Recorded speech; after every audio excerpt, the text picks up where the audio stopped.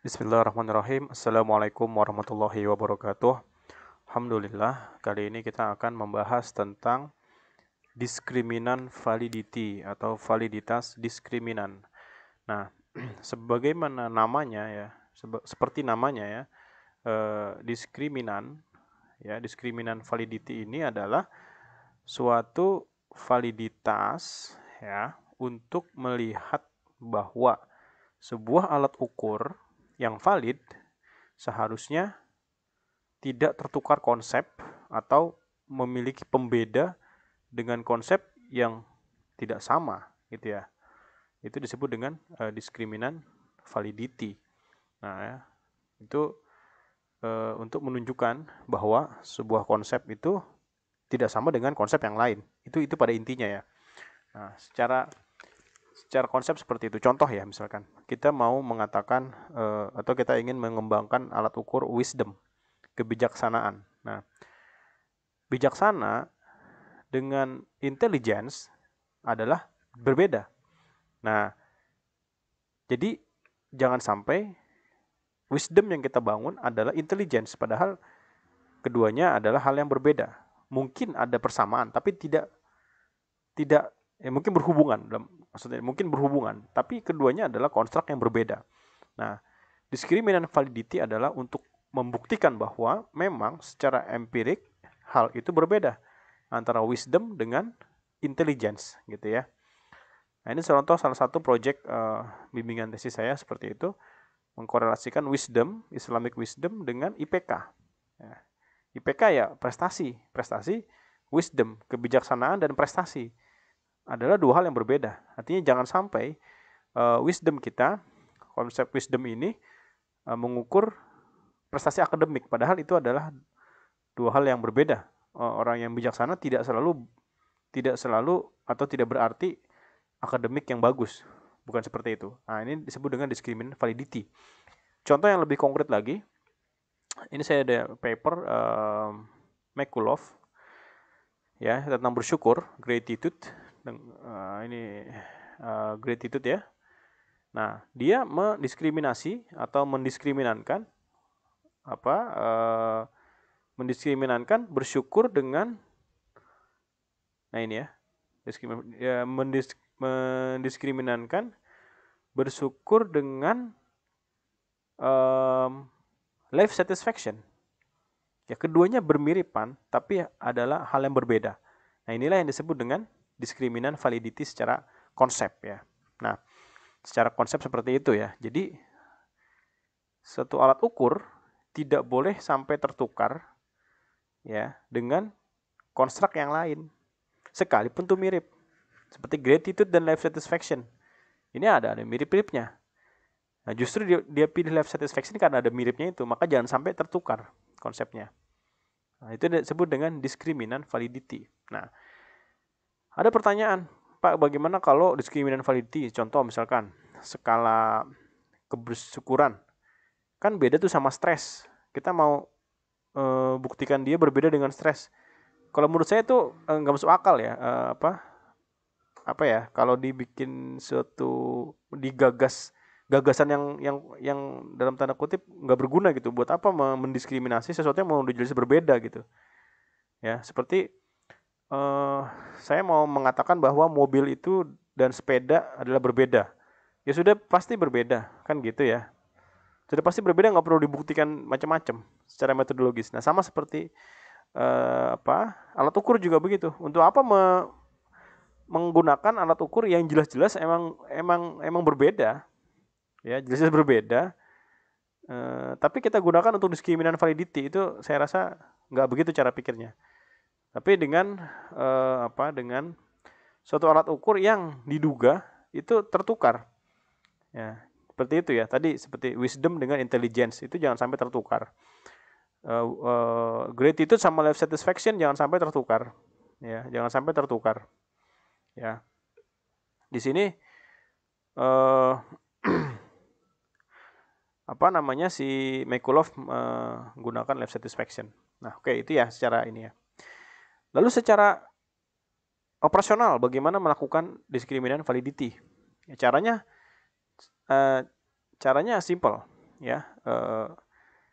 Cara yang paling mudah adalah dengan mengkorelasikan antara variabel yang kita bangun, kita sebut ya variabel A, kita korelasikan dengan variabel B, ya, yang kita anggap variabel yang kita jadikan diskriminatornya, gitu ya. Misalkan ini wisdom, misalnya ini intelligence. Nah, misalkan seperti itu ya, intelligence ya. Nah, ini kita korelasikan, ya. Nah, ini cara tradisional.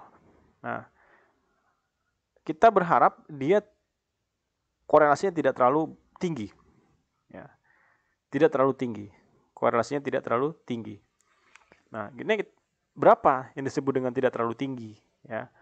Nah, ijma ulama mengatakan 0,8 itu dikatakan sebagai korelasi terlalu tinggi. Jadi kalau di atas ini sangat sangat overlap, persis, terlalu persis. Artinya wisdom sama dengan intelligence. Padahal wisdom bukan intelligence. Kayak gitu. Atau tadi misalkan gratitude, ya, misalkan gratitude, ini life satisfaction misalkan. Nah, ini kalau lebih dari 0,8 maka dia sama saja tertukar. Konsep gratitude sama dengan, bisa dikatakan seperti itulah ya. A sama dengan B karena terlalu besar ya 0,8 itu. Nah, ini cara saya katakan cara yang cukup tradisional ya, cara tradisional dengan cara korelasi biasa ya, korelasi biasa. Pearson correlation caranya ya. Ya. Nah, Pearson correlation ya cara biasa, dan ya silakan lihat di tutorial saya ada di YouTube ya, di YouTube saya ini, channel saya, lihat seperti apa korelasi, kan semua orang bisa ya.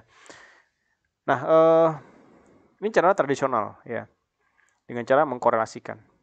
Ya kalau salah satu datanya datanya itu berbentuk ordinal atau berbentuk ya ordinal lah ya misalkan, ya pakainya Spearman, kan tinggal gitu aja kan. Oke. Nah, ini adalah cara tradisional. Cuma saya melihat kalau kita lihat uji validitas suatu alat ukur itu ini fakta ya. Ini kan kalau ini kan fatwa 0,8 itu ya. Disebut dia kalau 0,7 artinya kan masih terdiskriminasi. Ya, itu secara teori ya, secara teori. Tapi secara kenyataan ya, ini saya punya contoh lain ya. Saya punya contoh lain. Skala yang sama, ini paper saya sendiri. Sebentar, ini paper saya sendiri. Saya mengkorelasikan skala yang konstruknya sama, ya. Misalkan ini ya,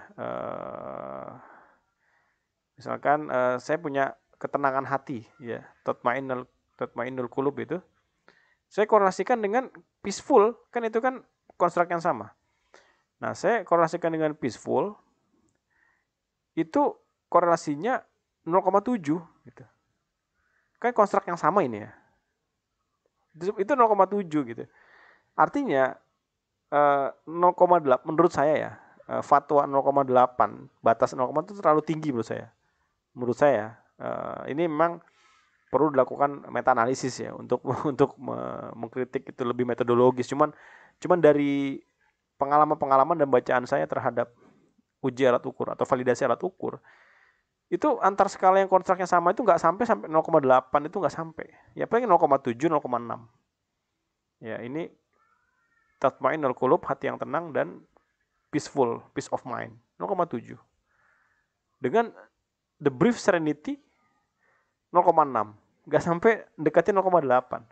Lalu kita menginginkan diskriminasi jangan sampai 0,8. Saya rasa itu terlalu tinggi. Menurut saya ya kita mengharapkan korelasi yang di bawah 0,8 lah misalkan. Kalau saya sih mungkin ya menyarankan gunakan saja referensi bahwa kita jangan sampai high correlation gitu. Nah, high correlation itu di atas 0,6. Ya, jangan sampai high correlation. Artinya antara wisdom dan intelligence jangan sampai di atas 0,6. Ya, itu kan ada tuh referensi tentang moderate correlation, low correlation, sama high correlation ya. Nah, pakai saja referensi itu kalau menurut saya gitu. Itu lebih lebih masuk akal ya, lebih masuk akal. Nah, artinya tidak harus 0,8 ya patokannya. Ya. Kalau kita pakai referensi high correlation, maka di atas 0,6, bahkan ada yang mengatakan di atas 0,5 itu sudah masuk high correlation ya, korelasi tinggi atau strong ya, korelasi yang kuat gitu ya. Jadi menurut saya seperti itu, kita bisa turunkan standarnya untuk diskriminan validity, karena kalau ya ini tidak boleh dari 0,6. Jadi bisa dikatakan diskriminan validity ini kita coret aja, jangan di bawah lah, di bawah 0,6 kalau saran saya gitu, di bawah 0,6. Jangan sampai alat ukur yang berbeda konstruk itu melebihi daripada 0,6 ya, apalagi 0,8 lah ya gitu ya. Ya menurut saya nggak akan, karena untuk mencapai korelasi yang tinggi itu susah ya, cenderung susah ya. Jadi kalau kita pakai standar 0,6 tuh nggak masalah. Nah, jadi kita pakai dua referensi. Yang pertama, referensi yang mengatakan bahwa validitas diskriminan adalah validitas yang menjelaskan bahwa kedua alat ukur yang berbeda konstruk tidak boleh berkorelasi terlalu tinggi, kan gitu konsepnya. Tidak boleh berkorelasi terlalu tinggi. Nah, korelasi tinggi, nah jadi pakai referensi lagi tuh. Ada referensi yang mengatakan bahwa korelasi tinggi di atas 0,6 gitu loh. Jadi pakai double reference. Nah, menurut saya seperti itu. Itu lebih tepat. Kemudian cara yang kedua. Ini cara yang sangat menarik ya. Yaitu dengan cara CFA. Kok bisa pakai CFA? Dua skala yang berbeda bisa. Bisa saja gitu, nggak ada masalah. Itu dilakukan oleh si ini, McCullough. Saya contoh ya. Konsepnya seperti ini ya. Ini ada gratitude and life satisfaction ini ya. Ini sangat menarik ya caranya McCullough ini. Ini kita bisa kutip McCullough ini untuk ditiru. Dia pakai CFA. Biasanya kan CFA kan hanya satu alat ukur, ini kok dua. Jadi begini. Si McCullough, jadi syaratnya pertama, untuk menggunakan metode kedua ini, metode yang agak modern lah saya katakan. Sebenarnya nggak modern-modern juga, cuma kita belum pernah ya, di Indonesia saya rasa belum pernah ada cara seperti ini ya. Pertama syaratnya adalah si alat ukur ini harus sudah fit modelnya. Jadi secara faktor CFA-nya sudah fit, kira-kira seperti itu, sudah fit lah. Kalau belum fit, belum bisa pakai cara ini ya. Nah, setelah CFA-nya sudah fit ya, sudah jelas fit, di blend, dicampur dengan item-item atau dikombine dengan skala yang ingin kita yang menjadi skala pembandingnya ya. Dicampur itu. Kalau nggak salah GQ6 ya, ini kan 6 item, SWLS juga 6 item. Jadi 12 item. Nah, karena berhubung dia unidimensi, jadi tidak pakai aspek-aspek gitu ya. Jadi seperti itu. Nah, dia langsung masukkan saja, di-combine gitu. Manakala fit indeksnya poor, turun, rendah, tuh CFV jadi rendah, anjlok ya, CFV-nya anjlok semua angka-angkanya. Nah, kalau chi-square sudah biasa begini ya. Nah, pokoknya pada anjlok lah, CFI-nya dan sebagainya anjlok. Nah, itu menunjukkan bahwa si SWLS ini nggak bisa dicampur dengan gratitude, nggak bisa, gitu. Kalau dia dicampur berantakan, ya, nggak bisa. Dia harus terpisahkan. Nah, kemudian tahap kedua dia memisahkan two spirit factor show. Nah, ketika dipisahkan, maka si masing-masing ini memiliki fit index yang baik. Gitu. Berarti keduanya ini adalah sesuatu yang berbeda, struktur yang berbeda, konstruk yang berbeda. Kalau dicampur, digabungkan, mereka bisa berantakan. Ini saya rasa sangat menarik cara seperti ini ya. Dan McCullough ini memiliki improvisasi yang bagus menurut saya untuk melakukan diskriminan validity. Karena kalau kita mematok yang tadi, yang konsep 0,8 atau 0,6 itu rasa-rasanya kadang-kadang skala yang sama juga 0,4 ada ya, 0,5 ada gitu. Kalau kita pakai koefisien korelasi itu rasa-rasanya kurang kurang powerful ya untuk mengatakan ini berbeda loh gitu. Oh, berbeda tapi kok berkorelasi. Itu yang masih kurang ya kalau pakai cara tradisional. Tapi kalau pakai cara modern ini, ya, si Mekolov ini yang dicontohkan, ini lebih jelas gitu. Lebih jelas bahwa ketika suatu item atau suatu alat ukur dicampurkan dengan alat ukur lain, maka fit indeksnya turun. Artinya alat ukur itu tidak harus berbeda ya, harus berdiri sendiri. Ya, kalau dia adalah alat ukur konstruk yang sama, seharusnya dia bisa menyatu dengan baik, tapi ini tidak bisa menyatu gitu. Ya, tidak bisa, ibarat minyak sama air lah kira-kira. Nggak bisa nyatu dia, berantakan. Ya, nggak bisa, nggak fit gitu loh. Nah, ini sangat tapi juga ini ini juga menunjukkan bahwa satu lagi ya, konstruk yang sama menunjukkan bahwa konstruk yang sama, misalkan tadi ya, peaceful dengan hati yang tenang yang saya bikin tadi, itu misalkan dia korelasinya 0,9, itu juga keliru itu, nggak bisa juga itu. Sekalipun itu statusnya convergence validity ya, validitas dengan konstruk yang sama, tapi kalau dia terlalu tinggi juga nggak boleh, ya.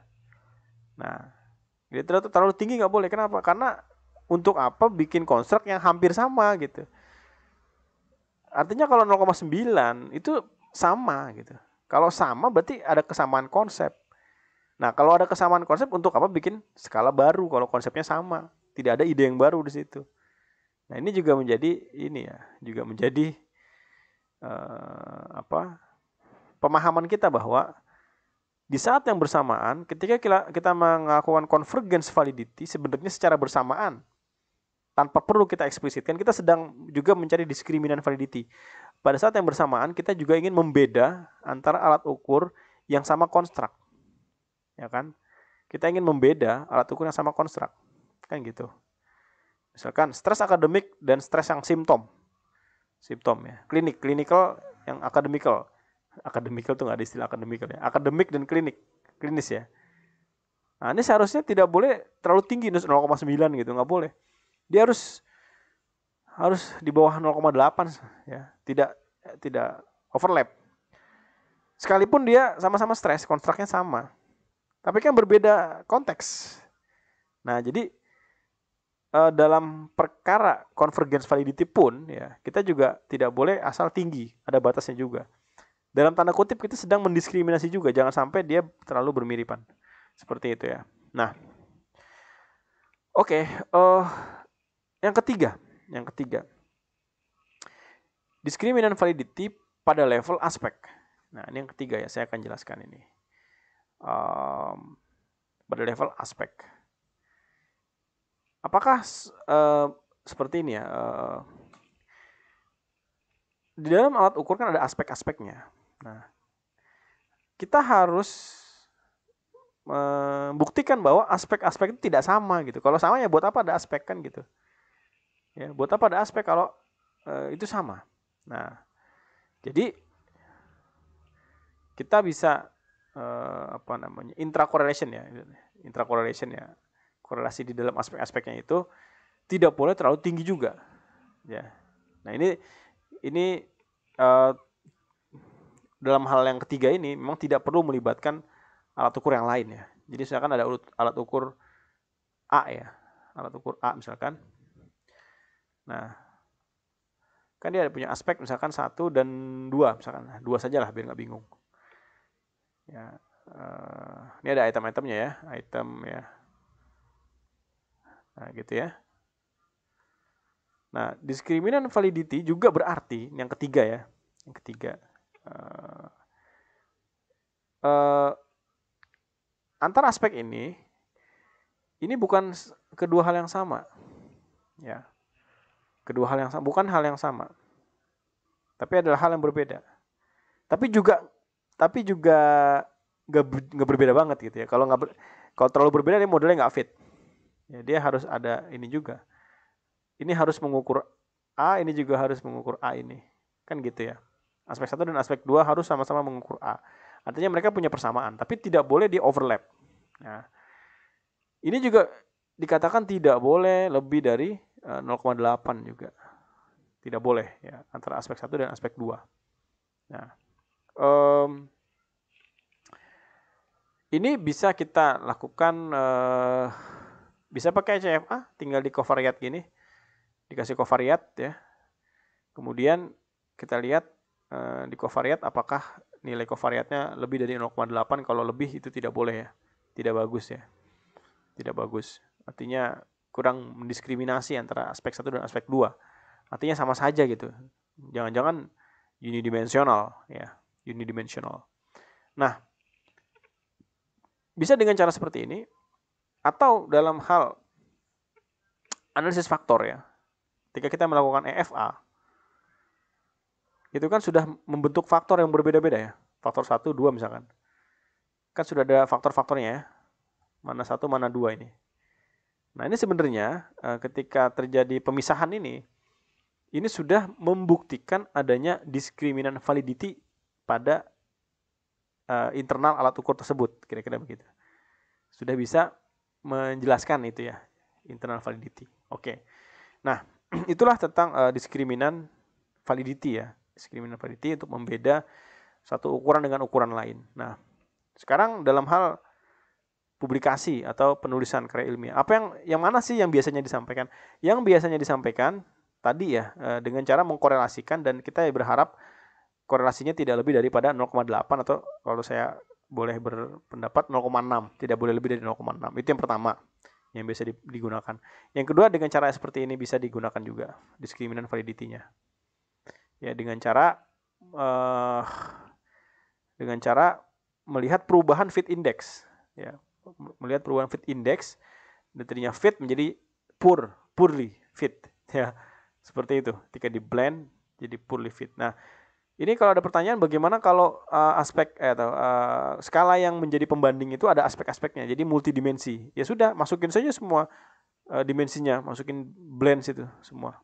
Ya. Masukin aja semua gitu ya. Misalkan ada 2 aspek si bersyukur ini. Sebenarnya life satisfaction ada 2 aspek juga ya. Masukkan jadi 4 aspek. Seharusnya dia turun, dia punya fit index turun. Nah, kalau terjadi penurunan maka terjadi yang namanya diskriminan validity. Nah, oke, yang terakhir variabel apa sih yang dipilih untuk diskriminan validity tadi ya? Yang kita duga khawatir tertukar gitu. Khawatir tertukar, kita hindari tertukar ke konsep itu gitu. Jadi kita jangan sampai kita ingin buktikan bahwa kita tidak tertukar dengan konsep itu gitu. Si Mikulov ingin mengatakan gratitude sama life satisfaction hal yang tidak sama.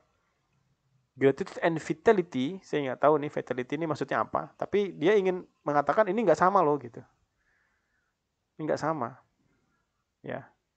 Saya nggak tahu kenapa vitality yang dipilih. Pasti dia punya alasan gitu ya.